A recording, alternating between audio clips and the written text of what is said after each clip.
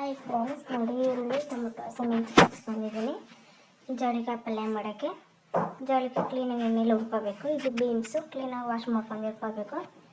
ನೋಡಿ, ಇದು ಎಣ್ಣೆ ಕಾದಿದೆ, ಅದಕ್ಕೆ ಸ್ವಲ್ಪ ಸಾಸಿವೆ ಜೀರಿಗೆ ಹಾಕಬೇಕು. ಆಮೇಲೆ ಹಸಿಮೆಣಸಿನ್ಕಾಯಿ ಹಾಕಬೇಕು. ಆಮೇಲೆ ಈರುಳ್ಳಿ, ಆಮೇಲೆ ಟೊಮೆಟೊ ಹಾಕಬೇಕು. ಇದು ಬೀನ್ಸ್ ಪಲ್ಯಗೆ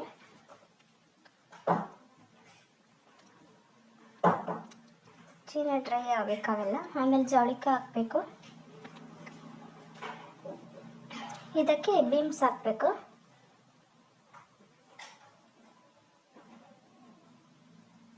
ಸ್ವಲ್ಪ ಬೇರಿದ ಮೇಲೆ ಉಪ್ಪು, ಸ್ವಲ್ಪ ಅರಿಶಿನ ಪುಡಿ ಹಾಕಿ ಆಮೇಲೆ ಒಂದು ಸ್ವಲ್ಪ ನೀರು ಹಾಕಬೇಕು. ಚೆನ್ನಾಗಿ ಬೇಯಬೇಕಲ್ಲ. ಚೆನ್ನಾಗಿ ಬೇಯ್ದಿದ್ದಾದಮೇಲೆ